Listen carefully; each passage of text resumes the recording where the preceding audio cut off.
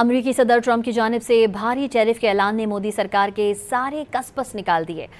भारतीय stock market में एक ही दिन में सरमायाकारों के $50 डूब गए, जबकि ज़र मुबादला के ज़खायर में भी $9 अरब से ज़ायद की कमी आ गई।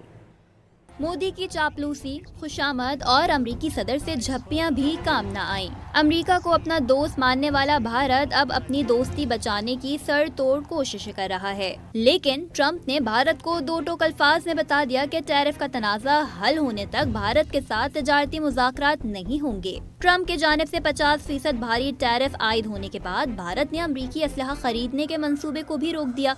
इसमें जासूस तैयारों की डील भी शामिल है। भारत का ये इकदाम अमरीकी हुकूमत को दबाव में लाने की कोशिश है, जो नाकाम हो गई। रुसवाई के खौफ से भारतीय वजीर दिफा राजनाथ सिंह ने दौरे वाशिंगटन भी मंसूख कर दिया।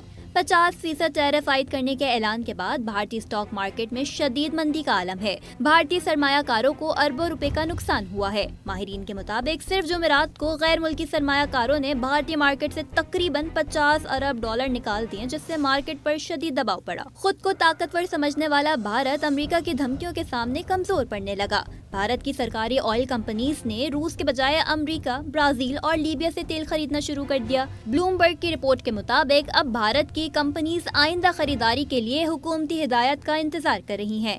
भारत अब रूस के बजाय अमेरिका, ब्राजील और लीबिया से तेल खरीद रहा है।